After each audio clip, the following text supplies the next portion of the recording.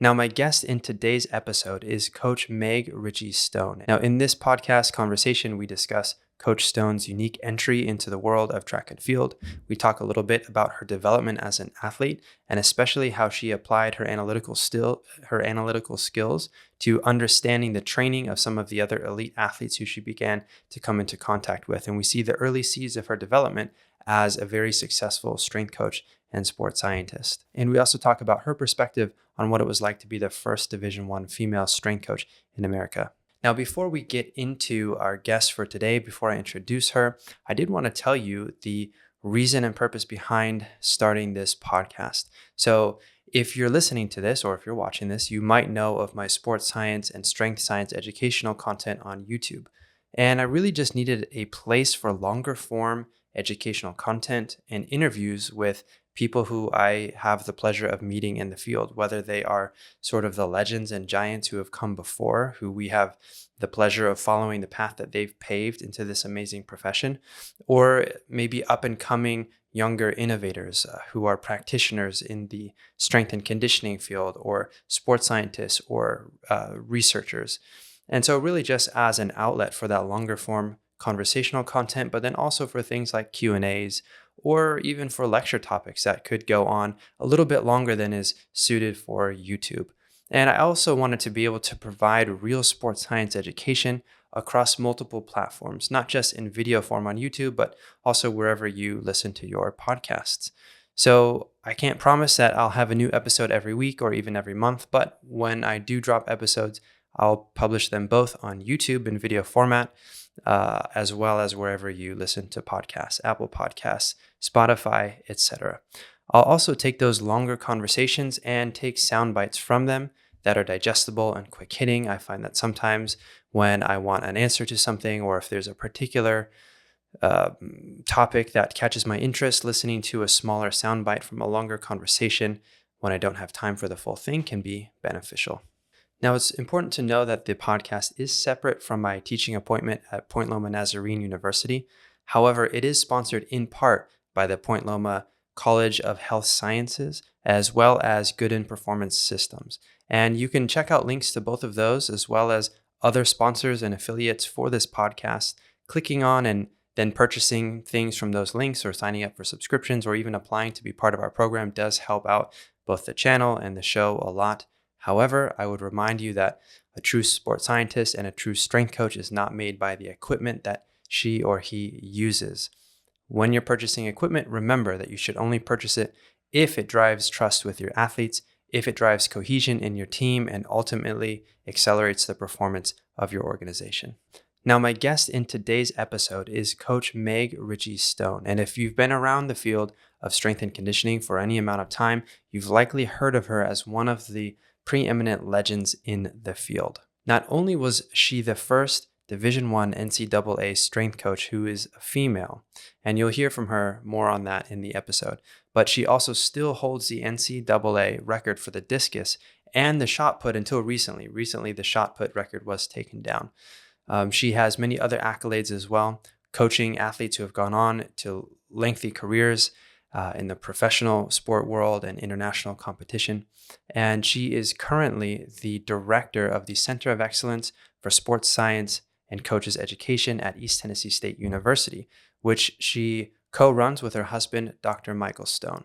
I had the pleasure of studying both under Meg and Dr. Stone while I was doing my graduate work at ETSU, and I learned many lessons from both of them. One of the things that I remember most about Coach Stone when I was at ETSU was that anytime she spoke on a topic that she was passionate about, and she's passionate about a good many topics within strength and conditioning and sports science, you would always leave not only feeling encouraged, but also admonished to be striving for excellence in even the small things.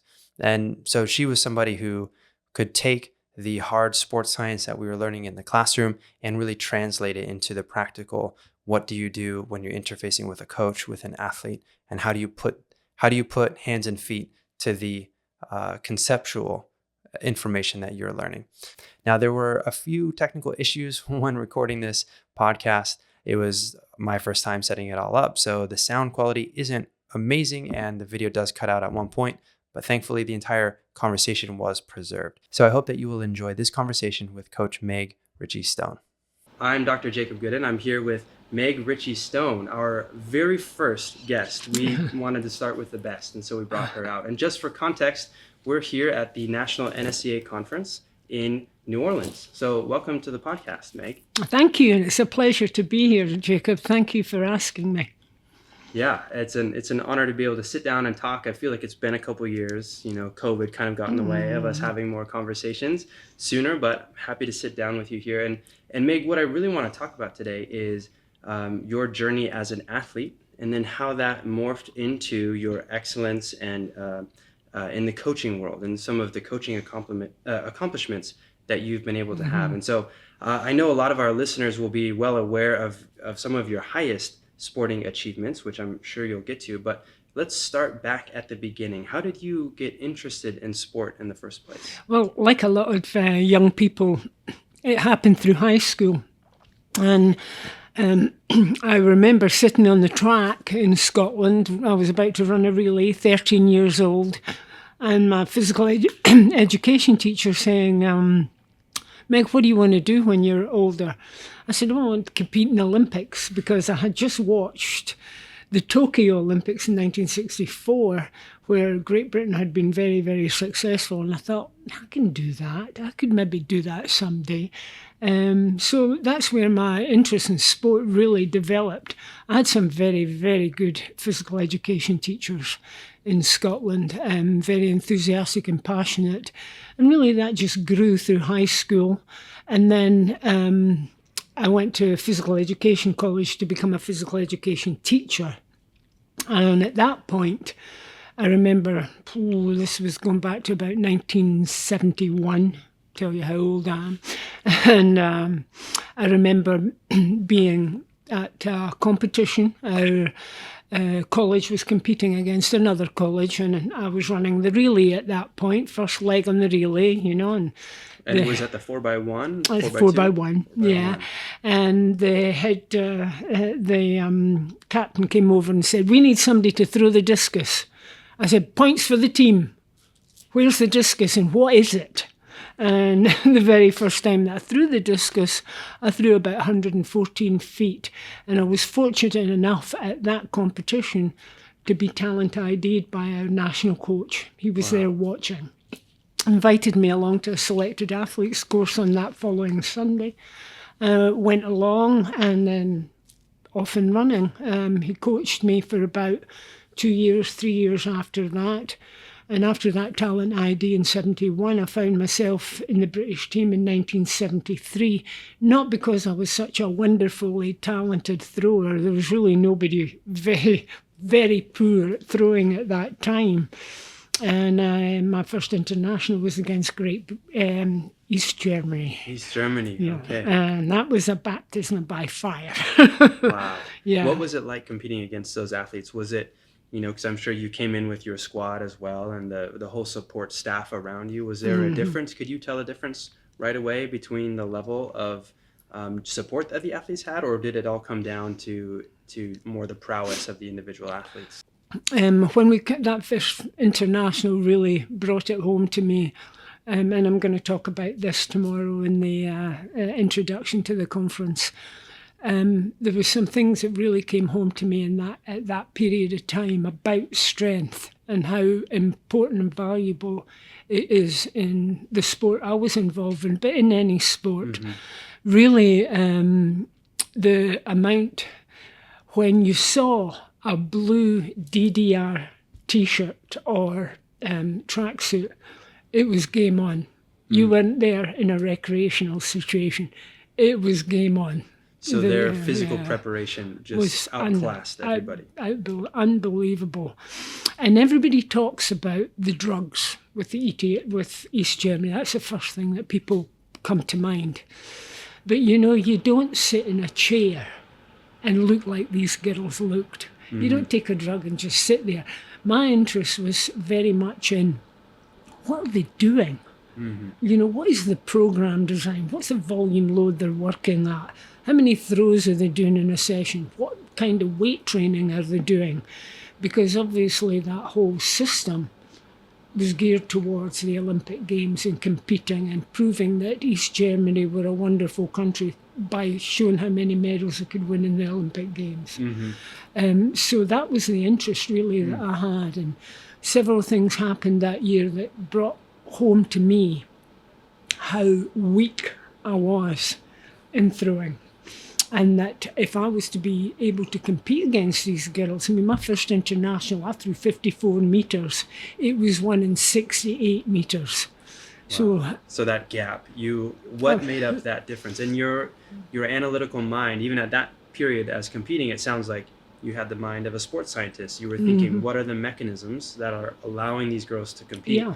And yeah, you're absolutely right. The anabolics allow maybe a greater volume of training, maybe a greater intensity, but there is still specific adaptations to the demands that they are putting on their bodies. And so, what were those things? When you were competing and your mind was doing all of that detective work of trying to figure out, did you speak with the athletes or with the coaches or observe them? Well, I was very, very fortunate, Jacob, at that time, because Frank Dick was my talent ID coach. He was the person that really brought me into the sport. And did he know that was your first time throwing when he saw you? Yeah. He did, okay. He asked me, he said, "Have you thrown a discus before?" I never knew, I just picked up and threw it. And he, like I say, talent ID'd me, but he was in the middle of researching his book at that point, Sports Training. And if people don't know that book, they really should, because Sports Trainer. I'll make sure to link that in the it's comments. Excellent book. And in 1973, I heard this word that was being bandied about called periodization. I'm like, what's that? Well, that's how, the process that we all know, that you put together your plan for the year or the quadrennium. And so Frank worked on a 1, 2, or 3 peak year. And so, of course, if you were going a 2-peak year like I was, peaking for your indoor, peaking for your outdoor season, and how do you plan your program? And it's interesting when you talk to some people. When I came to the States, they were saying, well, you got to look at what am I doing today and where am I going? And I'm like, no, you don't. You have to look at where you want to be and plan back. Oh, that's okay. So, I was really lucky that the guy who was really interested in periodization and had a lot of contacts at the University of Leipzig, where a lot was happening in East Germany. So that combined with looking at what are they doing, what are these girls doing, squatting, pulling movements, clean, snatch were all a huge part of their program. So I went back in 1973 and joined a weightlifting club at our National Sports Centre. In Great Britain? Yeah, in Scotland, at our National Sports Centre in Meadowbank. And I can remember being in Meadowbank and watching. We had the Europa Cup, and we hosted the Europa Cup. And the Europa Cup at that time was the top 8 countries in Europe competing against one another. And I wasn't selected for that competition, so I got an opportunity to sit back and kind of watch. And 2 of the Russian throwers came into the weight room when we were in there on open hours, and they started bench pressing. And it was Melnik and Chizhova. Chizhova was the world record holder in the shot. Melnik was the world record holder in the discus. They started at 135 pounds. I'm going on because that's what I think Americans understand. That's okay. About 60 kilos. Yeah. 135, about 6, 7 reps, whatever. 225, 4 reps. 315, 3 reps. They went on and did a single at 375. Wow. And I thought, Meg, your 175 bench press is not cutting it. So the message came across strong and clear. You're not strong enough to do what you're doing. Get strong. So it took me about, from 1973 right up until about 1984 when I retired from throwing. 1983 was my best strength levels. I cleaned 350, squatted 550, and benched 345. And, Jacob, was an overnight success. Only took me 12 years to get there. 12 years. I hope everybody hears that. 12 years to reach. But those are those are very high. Those are very elite levels of strength. Yeah. Mm-hmm. Now, and so in that process, did you map it out from the beginning? I guess you were working on the quadrennium cycle, right? But did you say, okay, you see those levels of strength? Did you know at that time that it was going to take you 12 years? I didn't know when I started. I thought it would be, the next Olympic, but no. It took me that long in order to build the strength to be able to throw 65 metres plus. And that's the kind of strength levels that are needed. The young lady who won the Olympic Games last year, Valerie Ullman, terrific thrower. Again, as I watched her clean on video the other day, they're 275. So there is still, that high level of strength that's required for that particular sport I was involved with. And I imagine it's different for every athlete. It's not that every winner needs the most strength, but there must be some threshold of strength. Absolutely. A threshold that enables optimal technique and the optimal expression of power, right? Absolutely. Right on. I mean, she may not be over 300 in a clean, but her speed of release is phenomenal. Very, very quick in the circle. Very, a very powerful thrower.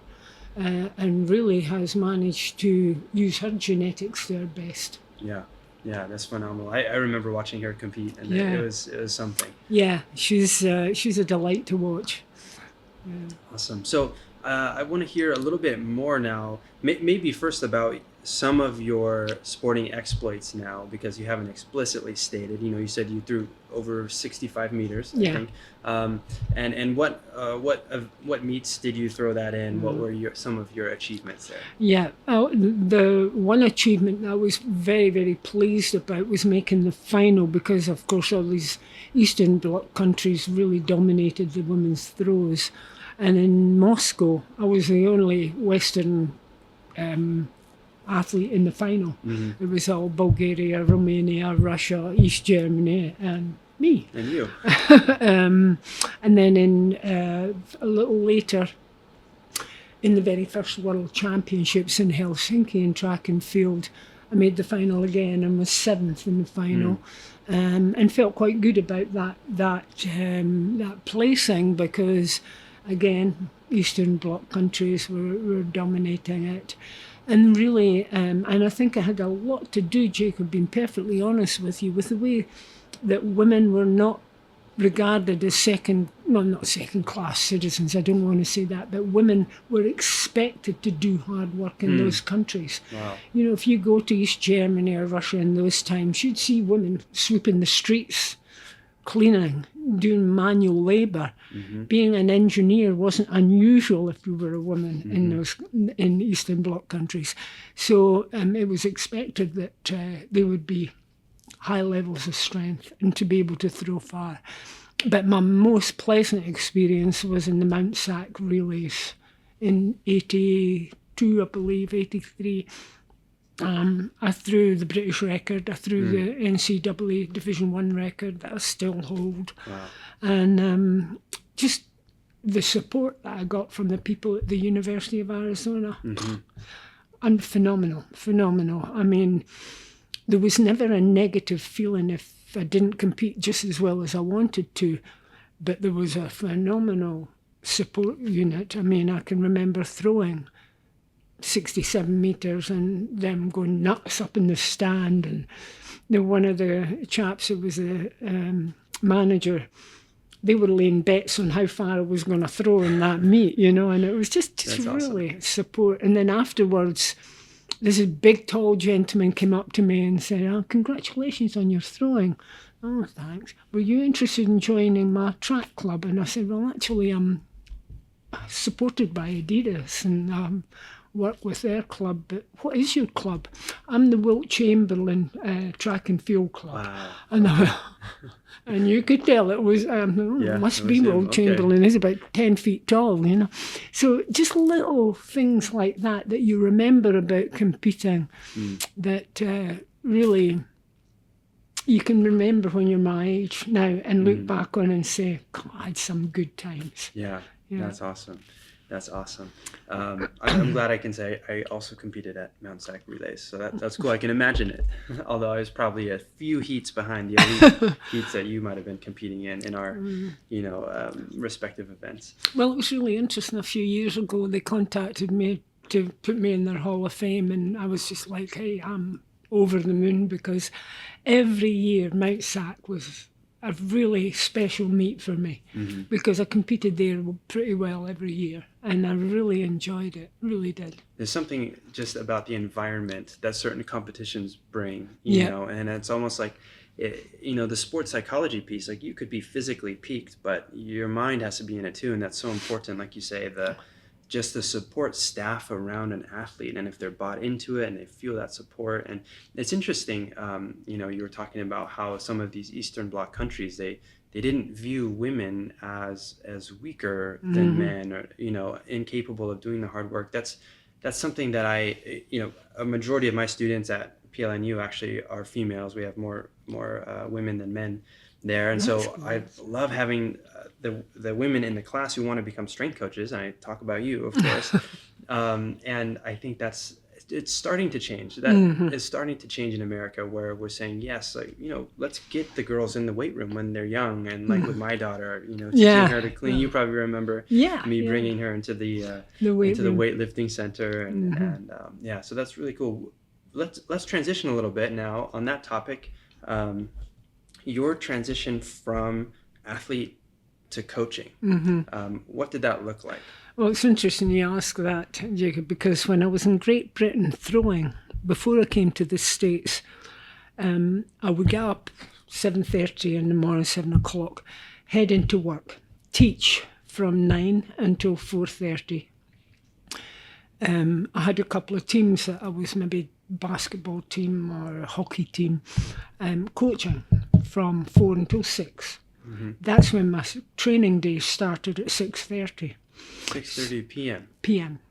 And I'd head into start training at 7 with the weightlifting group, or with the throwing group that I was part of. Not ideal. If you want to make the Olympic Games, 2 hours at night's not going to cut it.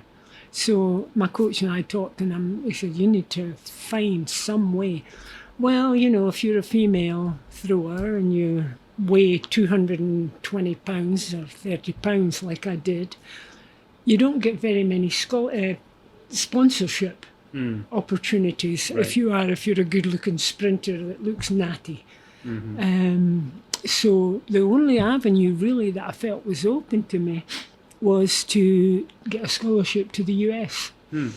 And I was fortunate enough to be out the back of it, Meadowbank, our sports centre, throwing the discus, when a gentleman came up to me and said, you interested in a scholarship to the US? 1979. And I went, preparation for Moscow, that would be great. So I said, okay, I'll come. And I was a British record holder at that time. And I remember I had my flight booked for the 9th of January 1980. And I phoned him the week before. And he said, are you coming? Definitely coming. I said, of course I'm coming. Yeah. I don't think he felt how lucky he was to have the British record holder coming to his school. But I had to prepare for Moscow somehow. And that was, I kind of mention it as, I was digging a hole in Great Britain and not getting where I wanted to go, because I felt it was too negative and too cold weather and all the rest of it. Well, when I got there, when I got to my allergies. Okay. When I got there to the US, Jacob, it was unbelievable. 3 months, nothing different from what I was doing in Great Britain. I broke the British record 5 times in 3 months. Just because of the atmosphere, the ability to throw in heat, and to feel that unbelievable support. That's when I decided, when you're digging a hole for yourself, get out, make a move, challenge yourself. So I jumped on a flight to the US, not knowing anybody, not even knowing who was going to pick me up at the airport. Wow. But needed a change, do it. talk about a leap of faith. And also, I imagine you had a coaching change at that time then too? Yeah, well, the coach I was working with, I stayed with, he came out to visit me once a semester. Once a semester, okay. So I saw him twice a year, and it was enough to top up and make me think about what am I doing technically. Gotcha. And it's not like you guys could necessarily video back and forth or email. No, it's interesting, the changes there's been in coaching. Marco Duco was an Italian visiting scholar we had about 2 years ago, and I watched him coach in Italy by Zoom from our weight room, and I'm thinking to myself, I wish we'd had that when I was coaching. Right. He's got his discus thrower in the circle. She's got her camera at the back. He's got Zoom in the US. She's in Milan, and he's coaching her. That's amazing. Yeah, if only you had that. Once a semester, though. Hey, that's pretty good. Once a semester, wasn't it? Yeah, right. Take notes when he comes. Yeah. That's amazing. And so you were a physical educator, right? And so teaching classes at what level again? Well, high school. High school level, okay. Yeah. And then how did you go from there into being a strength coach? That's an interesting. Well, at the end of my career in 1984, I competed in the Olympics in Los Angeles, came fifth. And part of the reason I think that I missed a medal was because of my focus had changed.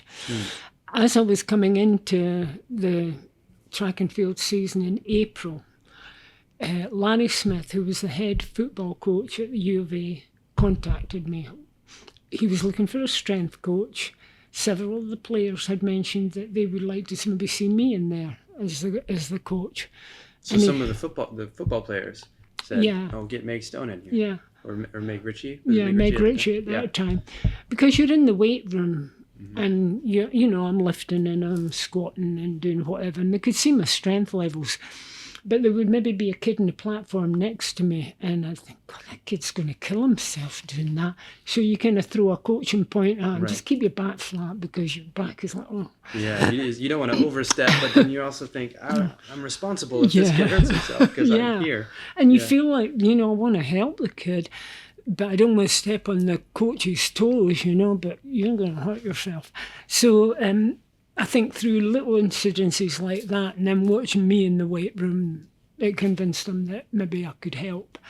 And so he called me and he said, "Are you interested in strength and conditioning?" And I'm like, well, I'm the limited earnings coach in track and field at that time, competing myself and doing a little bit of coaching with the team.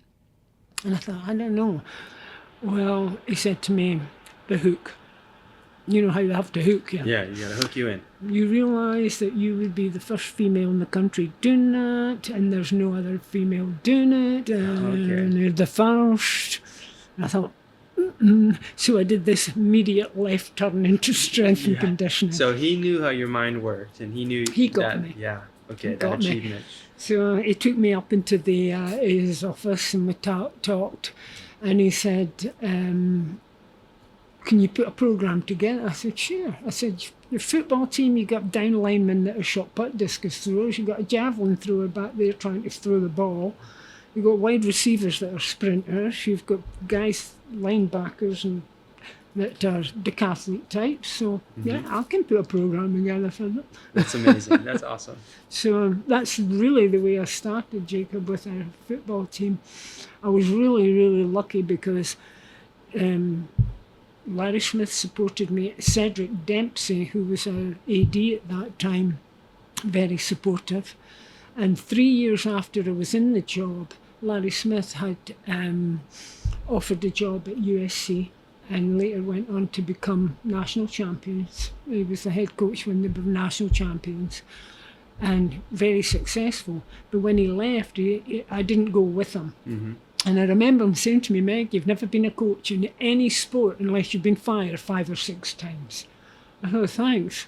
That was a great inducement, you know. Yeah, it's good parting words. And Cedric Dempsey came down to me and he said, don't worry, your job's fine here. You're okay. You'll be, whoever we bring in, you'll be okay. And it was interesting because the new coach that came in was Dick Tomey. And when he came down to my office, an interesting way of saying, I support you. he handed me 17 letters that other strength coaches had applied for my job. And he said, I think you need to answer these.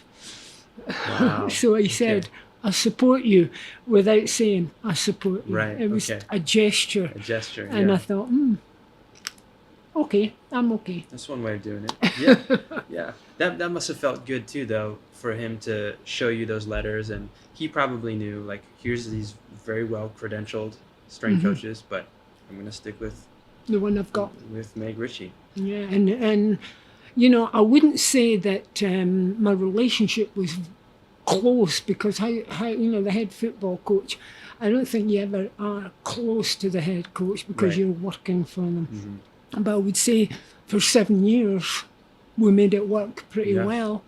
And the very last game that I coached with the University of Arizona was against Miami in the Fiesta Bowl, and we beat them 29-0. There you go. That's awesome. And we also had the Desert Swarm defense, best defense in the country at that time. So nice. Yeah. Unfortunately, we're not doing as well at the moment. Oh, that's awesome. So I love how you said you found the analogous positions in track and field. And again, that's kind of going back to that mind of a coach, the mind of a sports science scientist, and you're saying, okay, what are the needs? What are the key performance indicators maybe of each of these different positions, right? So your wide receivers, well, they need max velocity training and yeah, definitely some change of direction, but they need to break free of the defense, right? Javelin thrower for the quarterback. That's amazing. That's awesome. So what were some of the biggest challenges that you think you faced uniquely as the first female strength coach? It's interesting because Johnny Parker and I, who was a strength coach at New England for years and had several of our football players that were drafted by New England, we did a round table about 3-4 years ago. And someone asked me that from the audience about being a female strength coach, and Johnny just jumped in and said, Meg Stone, or Meg Ritchie as I was then, was never a female strength coach. She was a coach who just happened to be female. That's awesome. And I thought, I love that. I love that. I had never ever in all the time that I've been coaching thought about it in those terms. But yeah, it was right. You know, you just got in there. Okay, here's the job. Here's the challenges we've got. Here's where we need to go. And, you know, with the football team, I'm looking at, there's 3 lifts we're all going to do. Bench, squat, and clean. And then we'll branch out into the subsidiary type lifts that we'll add to, depending on your position. And, you know, that was my mindset. How do I put the program together? How do I do the best job I can? And it never dawned on me that I was a female. I was in the process of putting something together that could really enhance the performance of this football team. And it was really interesting. The very first time that I was in the meeting with the football team, Coach Smith said to me, you know, say a few words, Meg. I said, I've only got a few words to say. I'm going to try and make your football team as strong as I am. And they all started to laugh and clap and all the rest of it. And I think that kind of hooked them. Yeah, that's a mic drop moment. You drop the mic after you say that. So I wanted to hear this story from you because Doc always tells it, or he told it in a few of our classes. He told us a story of a time where one of the players was maybe giving you some lip about, he was giving some pushback, maybe about I don't remember if it was the load that was on his bar or something like that. And then you had a response to him. Do you know the story I'm talking about that he tells? I can't remember. There were several of them. There's a few of them. Okay, I'll tell you what Doc has said, and we'll see if I can verify it. What he said, is that I think they were squatting, and one of the athletes was maybe giving you some pushback about, hey, like there's too much weight on the bar. I can't squat this. You knew as a coach he was ready for it. I don't know if you guys were maxing that day or something like that, and I think it was 450 or 500. And he was giving you pushback on, no, I'm not going to do it. It's too much. And you looked him in the eye and you got under the weight yourself and squatted his load. No warm up. You just got in and you squatted it in front of the team and then racked it. And you looked, and then he said, okay, I'll do it. Yeah, I remember that. Yeah, that's true. And that was my first year of coaching. But there was a few times that coaches challenged, not coaches, players challenged me. I remember very first year that I got the job, one of the football players said to me, you're going to have a really hard time being a female working in this, you're going to have a hard time with us. I said, well, half the team seem to want me. Maybe the other half are kind of sitting on judgment and waiting to see. I said, but you know what? If I'm going to have a hard time, wouldn't it be, I'm going to be here a year. I've got at least a year contract. If you give me a hard time, I can give you a worse time. So why can't we just call it quits and get on with it? Yeah. And let's just get on with doing the job. Right. Oh, okay. That seems reasonable. You said a couple times to focus on the task at hand. You focus on the job and you do the job well. And it seems like, female, male, strength coach, whoever, if you're doing the job well and you focus on that task with your athletes, that things seem to line up. Yeah, absolutely. I mean, you can't go into the weight room thinking I'm a female and I'm not wanted or I'm not. All that nonsense needs to go out the window. It's just, here's the job. How can I do it as well as I possibly can? And I think we've come a long way.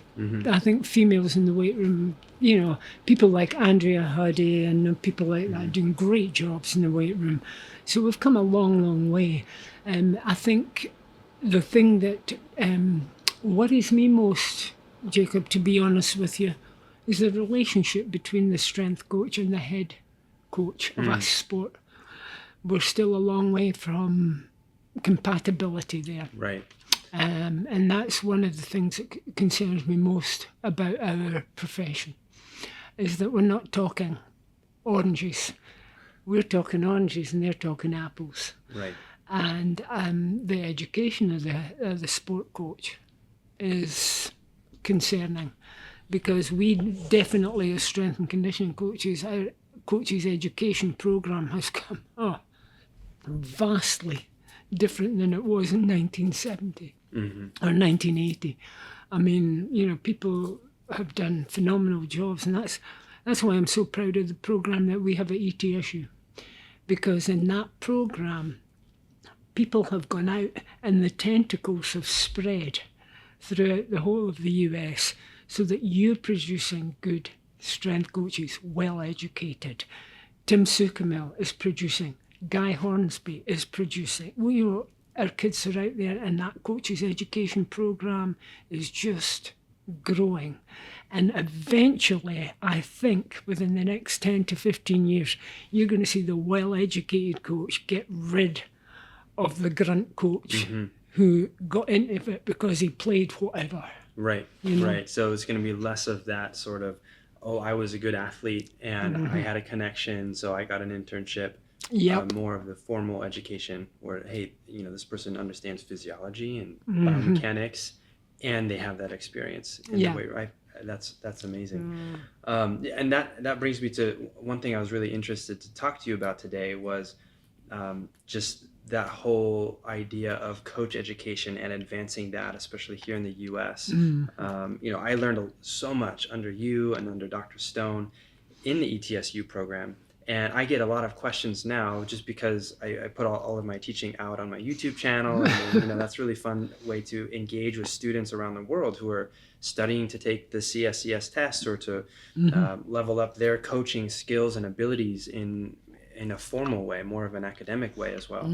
And they often ask me, what can I do to, like maybe they're from India or they're from, Pakistan, and they don't have a graduate program yet. A lot of them are wanting to maybe come to the U.S. and they ask for recommendations. I always recommend ETSU. I recommend Point Loma. But what would you say are some of those keys to improving the level of coach education in strength and conditioning? And then maybe this is a second question. So improving that, and then how can we get on the same wavelength as the head coaches and to get that relationship, to make it more mutually beneficial? You're asking a really difficult question there. And maybe I can be as honest as I possibly can with you, Jacob. It's very, very difficult. I was a coaching manager at the USFC for a while. And that's when it was brought home to me how split this situation is between the sport coach and the strength and conditioning coach. I don't believe there is any route through the USOC or the IOC or NGBs.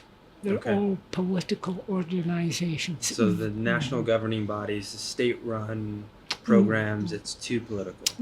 Far too political. Let me tell you something that I might get into trouble for saying this, but I don't care. I'm going to say it anyway. I'm known to be a little controversial at times. When I was a coaching manager at the USOC, 2 national coaches and myself got together and we decided we were going to have a head coaches of Olympic teams. We were going to try and form a coaches association. We had the Red Roof in Colorado Springs all booked with an agenda already. It went before the executive director of the USFC at that time for approval. I did not get my approval. They turned it down and said, no, we can't do that. And on the agenda was coaches education, obviously, you know. Yeah. I said, why? I went to my boss, why? Why is... The reason that gave me was the upper echelons of the USFC think that this would be the Coaches Association would be too strong, too strong a voice. That told me we are political. That's where their priorities were. They wanted to control, power. Okay. Power. So that convinced Dr. Stone and I, when we were talking, build the ETSU program. It may take 20, 30, 40 years, but coaches education will get out through one individual program, spawning half a dozen different programs, get the tentacles out there and get that coaches education into the, make it mainstream, that you have to know physiology in order to coach. You have to know whether you're an aerobic or anaerobic sport, because Jacob, and Dr. Stone says this a lot in his lectures, when you walk into the weight room, the first thing you're doing when you make an athlete move is changing their physiology. Right. Whether it be muscle physiology, cardio physiology, what you're doing is physiologically changing someone's body to be able to compete at a different level. Yeah. So they have to know physiology. You also have to know the psychology of that athlete. And so all those ologies are so important. The ologies are important, the science. I love what you said just right there, and what Dr. Stone says as well is when you train an athlete, you're quite literally you're changing their physiology. And I think we take that too lightly. We just say, anyone who looks good can be a trainer, or anyone who has abs can be, a coach, or anyone who is an athlete can go into the weight room and because they were coached, now they can coach people, but they don't understand the physiological ramifications, the psychological ramifications, and it might not be apparent immediately. But if you look at just those small differences in trajectory down the road, it could be the difference, at the very least, in performance levels, right? Maybe making the team or not, or the podium or not. And in the worst cases, we've seen, unfortunately, a few times, it could be the difference between hospitalization for an athlete and still being able to compete. One thing that I said a few weeks ago at the Summer Strong conference I was at is, we have got to realise the responsibility that we have as a strength coach, just what you're talking about. And do you realise, as a strength and conditioning coach, and I said this at a conference I was at, that you will put a programme together and a young man will run himself into the hospital doing the programme that you've put together. Do you realise the responsibility that is? Because that young man wants to be, or young lady wants to be as good as they can in their sport, that they're prepared to run themselves into the hospital. So educate yourself. And I'll quote Dr. Stone, as you've probably heard him on many occasions. Don't do stupid stuff. Don't do stupid stuff. That's a good takeaway. But you have to know what the stupid stuff is, and that's where the education comes into play. Absolutely. And I'll just say too, myself, I feel like at Point Loma, of course, we have Brent Alvar, the current NSCA president, from, I guess, a different lineage, you could say, of mentors. But then when I was hired there, I was able to be one of those tentacles you spoke about, and to start an athlete monitoring program and to mentor the grad students who came in. And then our strength coach actually went through the program himself and got to learn under Dr. Alvar and myself. And now we have a student-run athlete monitoring program where, and I don't have to actually go to all the sessions anymore, the testing sessions at 6 a.m. And that's, thanks to that singular program at ETSU, like you said, making it mainstream. That's awesome. That was one of the things that Doc was very adamant about, that in many exercise science or sports science, programs that call themselves sports science but really aren't, you, in that program, have got to be able to merge the practical with the theory. Many programs you'll sit in class for a semester, then you'll go off and try and find an internship, do your internship, then you're back in the classroom for another semester. He was very, very adamant about merging the two, that you're in the classroom, you're applying what you learn in the classroom in a practical situation in the afternoon with your team. You're coming back into the classroom, you've got enough practical experience with the theory to be able to discuss it in class. Yeah. What you're doing with your team, what you're not doing. And that I think is the uniqueness of what Doc brought to the program at ETSU. And I've seen other programs trying to copy that too, with the best of intentions, and I think people see that at ETSU, and it gets the wheels turning. It makes them realize, okay, we have to be giving our future generation of strength coaches, we can't just give them the theory, because on the one hand you have the sort of the gym rat who just grows up in the gym with no formal education, and on the other hand you have kind of the science geek, right? And I'm using those terms loosely, nobody get offended hopefully, but you really need to be both. You need to have that experience and the analytical mind to apply the concepts and understand the physiology. That's something that I always tell students who are interested in that program. I say the benefit of ETSU are twofold. One is the amazing faculty, just the experience, obviously a lifetime of experience in strength and conditioning and sports science. And number two, it's the way that you are thrown into the deep end, but with the scaffolding to be successful, right? Because those PhD students who are maybe second or third year, they're guiding the master students. They're teaching them peer-to-peer learning. You're going to class, then you're going to the weight room, then you're going to class, then you're collecting data, then you're analyzing GPS data or supervising isometric mid-thigh pulls, and you're doing all of it. You get that experience, and you can leave saying, I coached at the Division I level. Maybe it was one team, maybe it was two teams, but you had that experience. And to see teams through a full quadrennial cycle, because you get to see freshmen come in and you see them graduate as seniors and maybe a super senior if they redshirted. And I don't think you get that at very many other programs, maybe not any. Yeah, I think you're right, Jacob. And not that I'm blowing smoke here or not, but we've been very lucky to have people like yourself go through the program.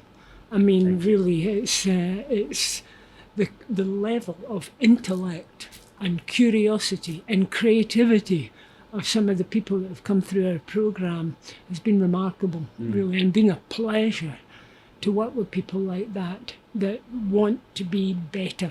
There's a desire and a passion there to be as good as it can be. Right.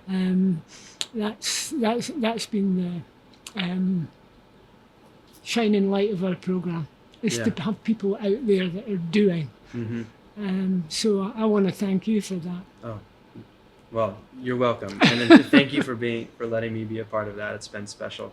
Well, I think that we're getting near on time, but I just want to reiterate that that's part of the beauty of like these conferences where we get to come together, you know, and all of those tentacles come back together and we can, you know, commingle again. And it's just been great catching up with you, Meg. And I look forward to your talk tomorrow, which you said you were prepping it as you came in or going over your notes. I know you've done a lot of preparation, but I'm looking forward to that.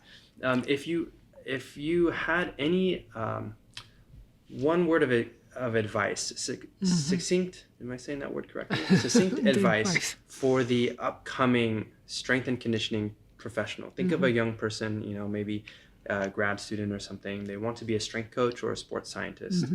What would be your single piece of advice for them? I think a couple of things.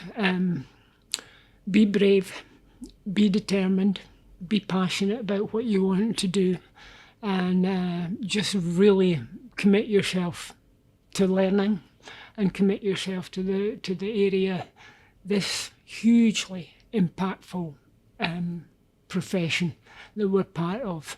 Honour the profession and do it well. That's good. That's good. And now a quick word from each of our sponsors. We have PLNU for kinesiology and sports science education, Evolve AI for strength training and powerlifting apps, Hawken Dynamics for force plate technology, and Into the AM for the most comfortable and best fitting t-shirts. Now, as I said in the intro, this podcast is not directly affiliated with Point Loma Nazarene University, although I am employed there and I do have my main teaching appointment there. However, the College of Health Sciences has been gracious enough to donate a bit of space for me to record this podcast in occasionally, although currently it's under construction, which is why if you're watching the video, I'm currently in my office. However, a lot of the equipment as well, this camera, some of the microphones have also been purchased by the university, and I use them in my teaching, but I'm allowed to use them for this podcast as well. Most importantly, it's through Point Loma that I've been able to establish a teaching presence and to build an athlete monitoring program that can impact athletes, where I can also mentor students. So be sure to check out the links below to either our traditional undergraduate 4-year program where you can get a degree in kinesiology, more specifically in either applied health science or health and human performance, or pre-allied health. Depending on the degree you choose, you can go into a number of movement fields such as athletic training, physical therapy, physician's assistant, sports science, strength and conditioning. We really have something for everyone in the movement sciences. And then on the graduate side, we have a whole host of graduate programs. The ones that I specifically teach in are the sports performance program, as well as I sometimes have athletic training students who are part of the athletic training program, but they take my course as an elective. And then we also have a sports management program as well, and a fully online integrative wellness program. So check out the links, let them know that Dr. Goodin sent you. Our next sponsor is Evolve AI. Now, I'm directly affiliated with Evolve AI as the Chief Scientific Officer for that company. I also use Evolve AI in my daily training. What it is essentially a mobile application that creates for you a bespoke training program to get you as strong and as big as you want to become. It's really for everyone, not just for powerlifters, although it is geared towards and centered around powerlifting training. Evolve AI uses an expert system form of artificial intelligence to create for you an entire program, a training program that builds upon your weaknesses, that capitalizes on your strengths, and adapts with you using auto-regulation based on your biofeedback that we gather with questionnaires. The Evolve AI team consists of myself and also some other very talented individuals who are much more impressive than I am, especially in terms of athletic accomplishments. So we have Garrett Blevins as the CEO, and then some members of our team, Kristen Dunsmore, John Hack, and Andy Huang. If you're familiar with the powerlifting space, you probably know those names. And then, of course, legendary coach Mike Jushirer. So if you want to check out this app for free for 2 weeks, get an entire training program that is fit just to you for your strengths and weaknesses dependent on your goals, head down to the link in the description to do just that. The next sponsor is Hawken Dynamics. Now, if I had to choose just one piece of sports science equipment, it would be the Hawken Dynamics Force platforms. They were my first capital purchase when I was starting up the athlete monitoring program here at Point Loma. And really, if I didn't have anything else and just had Hawkins force plates, I think you could get very far with just that. They are robust, they are highly portable, they're easy to use, The user interface is always being upgraded. There's always new features that really address pain points in the sports science, applied sports scientist, or the strength coach's workflow. So they're very in tune with what the field needs, and the customer service is world class. Like if you have a question, you reach out to one of the team members, they're getting back to you literally within minutes. I can't recommend them highly enough. So check out the link in the description if you are interested in getting some force plates, or if you just want to reach out and see what their options are. The next sponsor is Into the AM. And if you're anything like me, you struggle with what to wear when you're not wearing your work clothes or your gym clothes. It's like, what do you wear in between? And for me, I just like plain t-shirts. I mean, plain, comfortable, well-fitting t-shirts really go with anything, and you can wear them underneath anything else if you need to dress them up, or just on their own with a pair of jeans if you want to look casual. And Into the AM provides just that. Now, they do have some amazing graphic tees that you can check out if you like to show off more of the artistic and colorful side. If you want to keep things a little bit more low key, though, they have absolutely plain shirts that are comfortable and they look good and they're well fitted, or some basic t-shirts that have a nice little subtle logo on them just for a little bit of styling. As somebody who works out frequently, I like my shirts to be a little bit fitted because, it's like I want to look good in them because I've been working out in the weight room in order to continue to look good. Not 100%, but I am a little bit vain.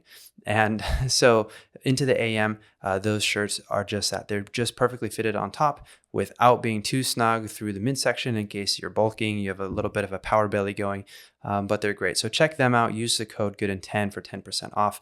And again, the link is in the description. Now, the last sponsor really isn't a sponsor because I'm not directly affiliated with them in an official sense, but I do want to shout out the NSCA in this podcast just because of all of the work that they're doing to elevate the strength and conditioning profession. A lot of the resources that I use come from their textbooks. I teach out of their textbooks as well. So I've linked to those in the description as well. If you're interested in pursuing a certification such as the CSCS or CPSS, I hold both of those certifications. And those links are down in the description for you as well. So check that out if you want to up your coaching game. Of course, I have resources to help you study for some of those tests and to learn the material and apply it more importantly. And remember that any purchase that you do end up making does help out the channel. Just consider whether it's something that you actually need, something that you actually want to invest in before you do it, because your time and your resources are important, and I want you to steward those well. Now, thank you for sticking with me through the ad roll. And with all that said, thank you guys for watching this video. I'll see you on the next one or talk to you in the next podcast.